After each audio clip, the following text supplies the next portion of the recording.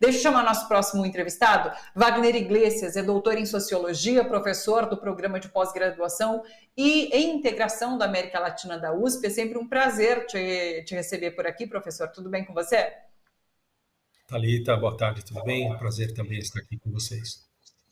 Professor, vamos lá. Eu queria trazer esse episódio primeiro, que foi a invasão da Embaixada do México no Equador. Só para situar o que aconteceu a quem nos acompanha, as forças de segurança do Equador invadiram a Embaixada do México, que fica ali em Quito. Isso aconteceu na sexta-feira à noite, os policiais entraram, então, para capturar o ex-presidente equatoriano, Jorge Glass, que estava abrigado nesse local desde dezembro para evitar o cumprimento de um mandado de prisão.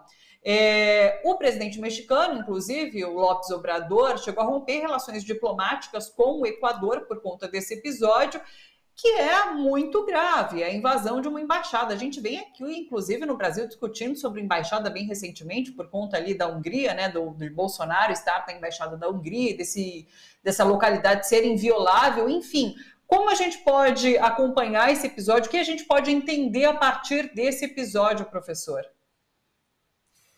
Bom, Thalita, eu acho que esse é mais um episódio de diversas crises, diversas tensões que estão escalando na América Latina, né? Um espectador, alguém que está acompanhando o programa, que é meu xará, inclusive, falou em chá de camomila, e de fato a gente vai ter que tomar muito chá de camomila para dar conta de tudo isso que está acontecendo. Esse é um dos episódios, um episódio extremamente grave, né? A invasão de embaixada é uma coisa raríssima na história da diplomacia mundial.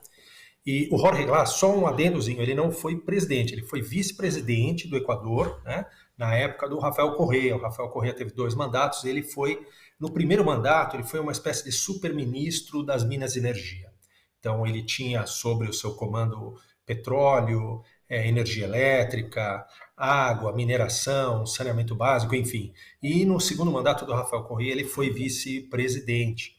Né? O Jorge Glass ele já teve aí um período de prisão, se não me engano, de 6 anos. Ele foi condenado pela justiça logo depois que o Rafael Correa saiu do poder e entrou o candidato do próprio Rafael Correa e do próprio Jorge Glass, que era o Lenín Moreno, que deu um giro de 180 graus em termos políticos e caminhou da esquerda para a direita, e aí a justiça equatoriana foi para cima do Jorge Glass. E ele foi condenado por conta de denúncias de escândalos envolvendo a Odebrecht. Mas esse caso específico agora, da invasão da Embaixada Mexicana, onde ele estava desde dezembro do ano passado e acabou de obter há poucos dias o asilo político, foi concedido pelo governo do López Obrador, o governo mexicano, esse caso é um outro caso de suposta malversação de recursos públicos em obras de reconstrução de uma província chamada Manabí, no Equador, que sofreu um terremoto em 2016 e houve uma quantia bastante vultosa de recursos públicos para reconstruir aquela região do país, e é por isso que ele é acusado, né? De toda forma, também há uma outra leitura, que não é essa leitura, digamos assim, dos seus opositores e da própria justiça equatoriana, que é a leitura do lawfare, da perseguição política, né? Do fato de ele ser unha e carne, basicamente, com Rafael Correa, o ex-presidente equatoriano entre 2007 e 2017. Vamos lembrar que o Rafael Correa, Thalita, ele está autoexilado, se não me engano, na Bélgica, mas ele tem circulado por diversos países da América Latina, porque se ele voltar para o Equador, provavelmente ele é preso no aeroporto, né? Então ele está fora do país. E aí é uma questão da sucessão de poder, né? Quase o Revolução Cidadã, que é o partido do Rafael Correa, quase ganhou a eleição no ano passado, e se tivesse ganho, provavelmente o Jorge Glass não estaria mais sendo perseguido judicialmente, Rafael Correa teria voltado, etc. Mas como a extrema-direita ganhou, né, toda essa força se voltou contra o Jorge Glass, e eventualmente se o Correa voltasse ao Equador, se voltaria contra ele também. Como você disse, é um episódio muito único, né? Esse de invasão à embaixada. Pode tomar proporções maiores. O presidente do México rompeu relações, mas a gente fala nesse momento, inclusive, sobre essa questão da ascensão da extrema-direita mundial, né? Então a gente tem, inclusive, aqui no Brasil, acabamos de falar sobre Elon Musk também fazendo esse enfrentamento com a justiça brasileira. Dá para a gente colocar esse episódio nessa nessa teia da extrema-direita mundial e como ela vem se fortalecendo e tomando atitudes como essa, que enfrentam algumas regras básicas do direito internacional, não?